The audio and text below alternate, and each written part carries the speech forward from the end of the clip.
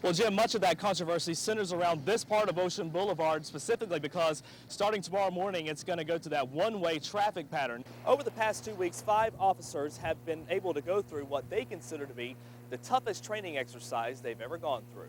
Good evening, Jim. This afternoon, the Georgetown County Sheriff's Office did tell us that they have no prior history to the address on Merle's Inlet Road related to Stephen Stanko, but the Berkeley County Sheriff's Office has confirmed that they do have a prior history for Stephen Stanko down in the Low Country on a kidnapping. Allison, tonight the community policing team took to the streets in several Horry County neighborhoods to make sure women got to their cars safely. Police do recommend that you use the buddy system if you're going to be walking through a parking lot at night, and they don't want women to have any reason to not do that. And you should check the history of any charity before you give any money to them. To help you do that, the Better Business Bureau has created this Wise Giving Guide. You can pick that up at the Better Business office, or you can stop by our website at WPDE.com. There you can find an online version of this same guide. It has a lot of useful tips in there, Allison, before you give any money to any charity. Any snow or ice that's already on the roadway could melt and then refreeze, making it dangerous when you go to make a turn at that intersection, so you want to be careful around that. And at some point, the Highway Patrol may ask us to stay off the roads altogether, and that would be for your safety. They haven't done that so far, but if they do ask that, we'll pass that along to you. We're also told that the Department of Transportation is also on standby, ready to salt and sand any area bridges that may become icy overnight tonight. They're watching that. We're watching conditions, Allison. And it was a somewhat disappointing year for the world's largest retailer. With that and more, here's Deborah Kostrom with the Bloomberg Report. Tonight, a hearing is set to decide the outcome of the mayor's race in Atlantic Beach. The Ainer project was one of the first big developments for the Burroughs and Collins company. The train would have ran right through the center of town and ended about where this park is today. And while we know the plans that Don Burroughs laid out for the town of Ainer, where he got the name from is still a mystery. By 1914, Loris was thriving and became known as the Gate City because it is the first stop on the railroad just south of the North Carolina line. Loris was a leader in this part of Horry County, and eventually a group of people thought that Loris should be its own county, with Loris as the county seat. Conway was just one of those original 11 townships. Other places like King Street, Lake City, and Orangeburg were also settled, all of them on a high bluff. All of them used the river as their main transportation link back to Georgetown and Charleston, which gave them access to the world. Probably nowhere is a better example of the railroad benefit than in Florence. Up until the 1840s, this was nothing more than a pine forest. 3 railroads merged here, competing for the PD's cotton. They brought people, commerce, and money to this area, helping Florence become a major South Carolina city. After attacks on women in Carolina Forest at 48th Avenue North and the most recent near Conway, police are now taking a proactive approach to try to prevent another attack. You make sure that there's nobody left inside the daycare. Make sure they get to their vehicles okay. Horry County Police went door to door, neighborhood to neighborhood Friday evening to make sure women got home safely. The detectives have their hands full. They're following up on every lead that they possibly can. And we just feel like we could help out a little bit and come out here and, help the public get to their vehicles, making everybody safe. Checking on businesses like this child daycare center. While they already use the buddy system, any additional protection is welcomed. That's wonderful. We really do appreciate it, and I know everybody in the community does. That's a great idea. An idea that police plan for many neighborhoods. We're obviously going to hit a lot of different businesses, going towards the hospital, going towards Conway, some down 544. There's going to be any business that we see that is occupied, we're going to stop in and at least make sure that somebody's going to have a chance to get to their vehicle. These police officers are cleaning their bikes after an intense 2-week course, a basic bike operator course designed to improve their biking skills. To make very sharp turns in confined spaces, so it's a little challenging, especially after the rider goes down the first couple of times. They get a little skittish about it. Once they learn those proper riding techniques, you'll be amazed at how well that you can execute those courses. Courses that will become real-life scenarios during the upcoming bike weeks, when officers will be dealing with lots of traffic, moving through tight spaces, and making sudden turns and stops. It's very tough for some people to realize that this motorcycle will do exactly what you show them it'll do. Under normal circumstances, the police car does most of the work for the officers. But working on a bike, the officer must constantly be one step ahead. Mentally, it's probably the most demanding course any of these officers will go through, physically as well in some cases, but more mentally demanding than anything. And as we have explained, this is a very difficult 80-hour course. 5 police officers have just completed it, 3 from North Myrtle Beach and 2 from the county. Out of those 5, only 1 passed. Now compare that to the national average that has a 50% fail ratio, but no doubt it does prepare officers for very intense high traffic situations.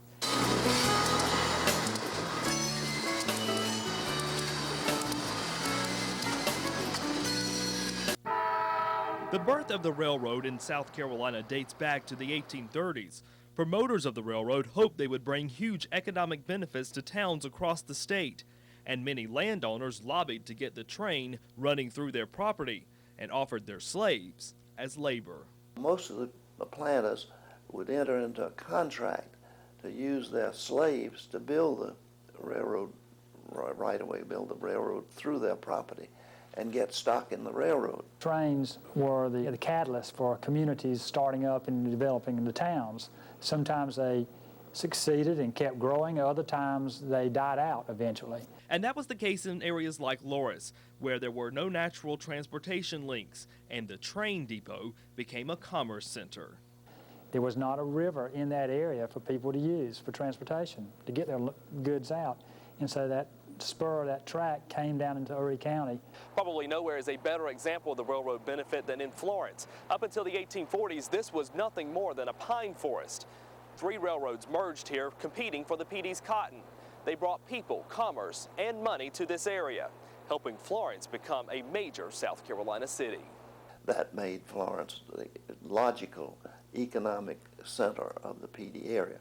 Now, it wasn't the cultural center because Florence was more like a western town. You had shootouts in the street, and you had saloons. And because the railroad often brought an unsavory way of life, many towns like Darlington shied away from it, though over time those who shunned the railroad quickly saw its benefit. All the commerce between Charleston and New York came through Florence, and the towns linked by rail to Florence succeeded as well. So nearly every PD town that started because of the railroad owes some thanks to the PD's cotton and the success of Florence. The railroad led to the economic success of many of our Carolina hometowns. Today, just passing through with historic buildings and quiet living, Society Hill may look like a fairy tale town. That's exactly what a group of Welsh Baptists from Pennsylvania were looking for when they came here in the 1750s. They first moved to the Marlborough County side of the PD River, but eventually had to move to higher ground on the Darlington side. And the constant flooding and the destruction of the crops and the homes caused them to eventually look to move to the other side where there was a bluff, and they settled on the other side, what they called Long Bluff. And eventually they moved even higher up the hill to here where Welsh Neck Baptist Church is today and started the first school. They called their new settlement Greenville in honor of a Revolutionary War general. But over time, this new society on a hill found itself with a new name. They had that society there on the hill, and gradually over a period of time from the society on the hill came the name Society Hill. The Welsh brought education, culture, and the Baptist faith to the area. Those 3 things laid the foundation for successful businesses. Not exactly what the Welsh intended. And they originally just wanted it to be a land of equals where everybody would own a small amount of land and be more or less equal. It was from this Welsh settlement that many successful business owners spread out to start other Darlington County communities like Mechanicsville, Darlington, and Hartsville. Others moved on to other parts of the state, like the Furman brothers who started Furman University. James Rogers, a part of Franklin Roosevelt's team that guided the country out of the Great Depression. Great leaders who got their morals, knowledge, and values from the Welsh who moved to Society Hill, a Carolina. Training to respond to a disaster, how the American Red Cross spent the day preparing to help you in a time of need. Good evening, it's good to see all of you on this Thursday night. I'm Kyle Grainger in tonight for Richard Green. The Grand Strand is vulnerable to many different types of disasters, both natural and man-made. They can be hard to recover from. So today, the American Red Cross spent time testing its ability to provide assistance in the time of need. Can I have everybody's attention? A tornado has just hit a manufactured home retirement community in Horry County. But we have not called them in yet. It's 11:15 at night. And the Red Cross has kicked into high gear, looking at how they'd provide clothing, food, and shelter to more than 50 people whose homes have been damaged. This area is vulnerable to several different types of disasters, and this is probably a convenient one for us to do because it's not the typical disaster we respond to. Jim Ellis is one of dozens of volunteers who staff the command center as the national chapter looked on evaluating the Grand Strand chapter's ability to respond. The local chapter is required to be able to handle such disaster without help for up to 72 hours after the event. We will wrap this all up by saying, okay, this is what went well, this is maybe what didn't go well, and this is what we need to do to get where we need to be. The national chapter says our local chapter is in good shape, and what's driving the success is volunteers like Ellis. But even with the ones who already give time, American Red Cross leaders say more are needed. We need depth, we need officer level people, which means training. It's very important to get the training before you do the job. You need to know what kind of steps you take in order to respond to better help the community. In other news tonight, a new county administrator has been chosen for Georgetown County, yet he's far from new to the area. Sel Hemingway is currently serving on the county council as board chairman. He's been selected to succeed Tommy Edwards. Edwards is retiring in March from the administrator position. Hemingway is a Georgetown County native and has served on council for 11 years and as chairman for 7. Hemingway will step down from his council duties before taking the job. No word on how soon that will be or when a new election for his seat would be held. And now to that big political weekend that's coming up for our state. Republican voters will head to the polls for the presidential primary on Saturday, and the Democratic candidates will be in Myrtle Beach for a debate on Monday. If you plan on voting by absentee ballot, there's a reminder for you tonight. Voting in the Republican primary, you must have those votes turned in to the election office by 5 p.m. tomorrow. And if you vote on Saturday in the Republican race, you can't vote next Saturday in the Democratic primary. We'll have more on the election coming up tomorrow night. Meanwhile, preparations continue for the nationally televised debate coming up on Monday. Today, crews spent the day putting in a massive communications network at the Palace Theater where the debate will be held. It's being sponsored by the Congressional Black Caucus. While outside, even in the rain, Team Sandtastic continued to pound and sculpt sand for Mount Myrtle 2. This sculpture will be similar to the one built last week for the Republican candidates. This sculpture featuring the faces of the Democratic candidates. The sandcastle is expected to be completed just before the candidates arrive for the debate on Monday. That debate will air on CNN. Tickets have long been sold out. Hillary Clinton, Barack Obama, John Edwards are all three in a very close race, and all three are expected to attend the debate. Many of you had a chance to see some wintry weather last night, though it didn't last too long. We did get some pictures in from the Loris area. You can see ice gathering on some surfaces, this being a picnic table. Sleet, snow, and rain mix fell over much of the area for a little over an hour, but it quickly changed over to all rain, which stuck around for much of the day today. And as we head through the evening, the rain should be gone, but we do have some clouds that are going to be sticking around.